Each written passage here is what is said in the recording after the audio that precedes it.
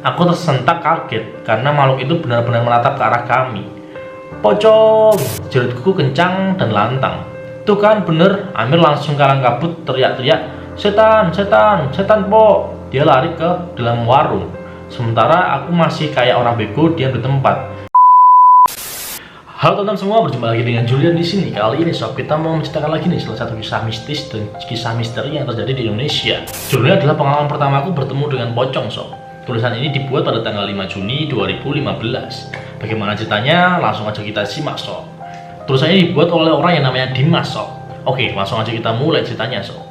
Aku ingin berbagi cerita saat pertama kali dan semoga terakhir kali aku bertemu dengan makhluk halus. Pengalaman ini kualami saat aku berusia sekitar 8 tahun. Langsung saja ke ceritanya. Aku masih ingat betul, malam itu sekitar tahun 1994 di salah satu perumahan TNI AU di Bekasi Selatan.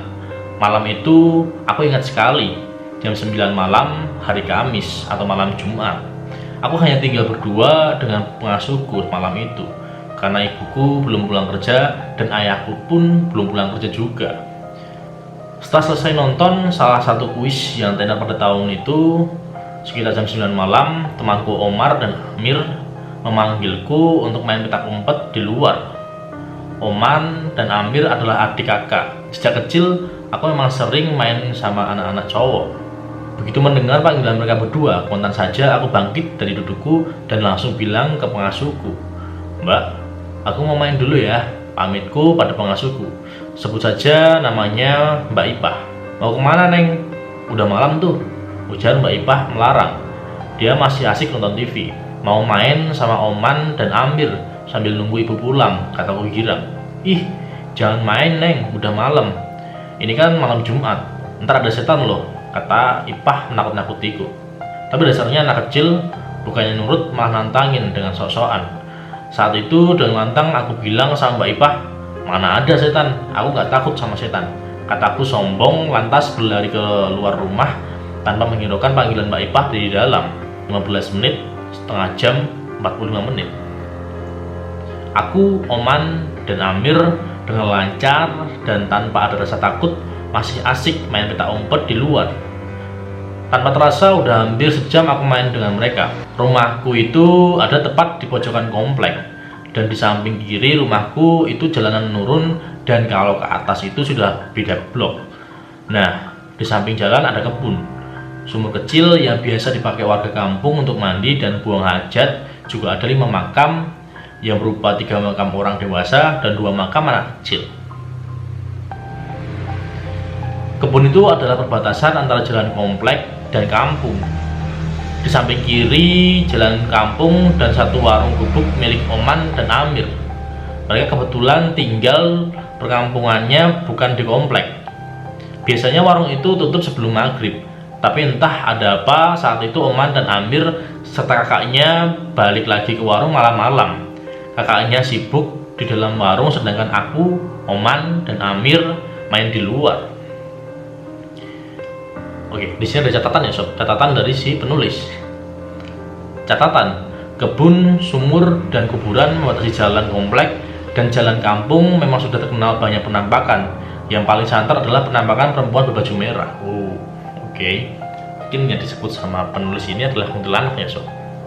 Oke, kita lanjut baca ceritanya. 1, 2, 3, 4, 5, 6, 7. Teriakku kencang sambil menutup wajahku ke tiang yang kami jadikan sasaran permainan. "Jangan ngintip loh, ngintip dosa," jerit Amin entah di mana. "Buruan dong ngumpetnya," balasku masih dalam posisi menutup mata di tiang. 12, 13, 14, 15, 16, 17. Lanjutku berhitung. "Udah," jerit Amir lantang setelah hitunganku nyaris sampai 20. Aku kontan membuka mata dengan semangat 45. Aku cari-cari mereka dari warung sampai pagar rumahku. Sekitar 3 menitan aku mencari belum ketemu. Aku balik lagi ke tiang jagaku, lalu tiba-tiba sek. Amir keluar tergesa-gesa dari balik rumput kebun. Spontan aku langsung megang tiang sambil teriak, "Amir, pong," kataku girang. Lalu begitu Amir sampai tiang, sambil ngos-ngosan dia bilang, "Lu lihat nggak di sana ada apaan?" Tanya Amir kecapean karena lari-lari kayak dikejar setan. "Mana sih?" tanyaku celingak-celinguk. "Itu tuh," Amir menunjuk ke satu arah di depan kebun. "Yang di sumur. Itu, apaan sih? Lu lihat nggak?" Katanya lagi ketakutan sambil nunjuk dengan jelas ke arah sumur kecil nggak jauh dari tempat dia ngumpet tadi. "Itu apaan sih?" tanya dia lagi, masih ragu sama yang dilihat. Kontan begitu jari telunjuk Amir menunjuk jelas ke satu titik, aku pun sadar dan melihat apa yang Amir lihat. Di sana, tepat di depan sumur yang ditutupi oleh karung-karung bekas beras, tepat di samping pohon rambutan, aku melihat sosok makhluk putih, tinggi besar, nyaris setinggi pohon rambutan. Tengah asik melihat dengan tatapan kosong ke arah kami. Makhluk itu hanya berdiri diam di balik kain putih lusuhnya. Wajahnya seperti kedinginan, kaku, pucat, seperti tanpa darah.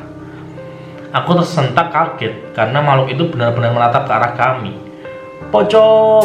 jeritku kencang dan lantang. "Tuh kan, bener!" Amir langsung kalang kabut teriak-teriak, "Setan, setan, setan, po!" Dia lari ke dalam warung. Sementara aku masih kayak orang bego diam di tempat. Nggak tahu kenapa aku malah sibuk sambil melihat pocong itu. Selang beberapa waktu, aku tepuk Amir yang sudah sibuk kabur dari sana, Oman dan kakaknya.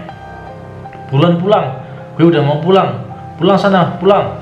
suruh Amir lantang, lalu lari terbirit-birit bertiga. Tersadar dengan apa yang kulihat, aku cepat-cepat pulang ke rumahku yang hanya berjarak beberapa meter dari sumur tempat pocong itu berdiri. Di rumah itu langsung heboh teriak-teriak ke pengasuhku. Mbak Ipah, ada pocong!" kataku ketakutan. Mbak Ipah yang kaget mendengar ceritaanku langsung keluar dari dapur sambil nanya, "Kenapa, Neng?" "Mbak, ada pocong di sumur, Mbak. Buruan yuk ke rumah Mama Halim." Mama Halim adalah nenekku. Rumah nenekku ada di blok atas. "Makanya kalau Mbak kasih tahu jangan bandel," omel Mbak Ipah sambil buru-buru mengunci pintu.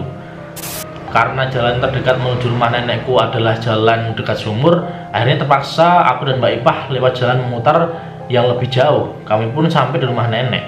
Aku sempat cerita sama nenekku perihal pocong itu, tapi cerita anak 8 tahun nggak ada bisa sama sekali. Begitupun dengan ibuku. Saat ibuku datang menjemputku sekitar jam 11, aku cerita yang kualami, tapi ibuku juga tidak percaya. Rasanya kecewa, sedih, takut, campur aduk jadi satu. Yang percaya cuma Mbak Ipah, karena Mbak Ipah memang orang kampung sebelah. Saat pulang ke rumahku, ibuku memaksa untuk jalan lewat jalan turunan yang ada sumur itu.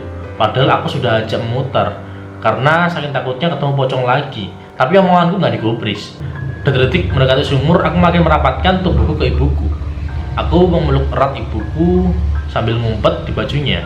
Rasa persendian ini mau copot saking takutnya. "Mana tuh, nggak ada apa-apa kok," kata ibuku ketika pada akhirnya kami melewati kebun dan sumur di jalanan menurun. Aku nggak berani melihat. Aku hanya ngumpet di tubuh ibu hingga sampai ke rumah. Semalam aku nggak bisa tidur, rasanya paranoid banget. Nah, sekian pengalamanku dulu. Itu pertama kali aku melihat penampakan secara jelas. Dan sejak saat itu aku benar-benar takut sama yang namanya pocong walaupun hanya dalam fotonya. Terima kasih sudah membaca ceritaku. Maaf kalau kepanjangan. Wassalamualaikum warahmatullahi wabarakatuh. Oke sob, itu tadi cerita tentang orang yang ketemu dengan pocong pertama kalinya. Mungkin teman-teman punya cerita sendiri bagaimana teman-teman melihat makhluk halus yang ada di sekitar teman-teman semua ya. Jangan lupa klik tombol like, komen, dan subscribe jika kalian suka dengan video ini. Sampai jumpa di video selanjutnya. See you.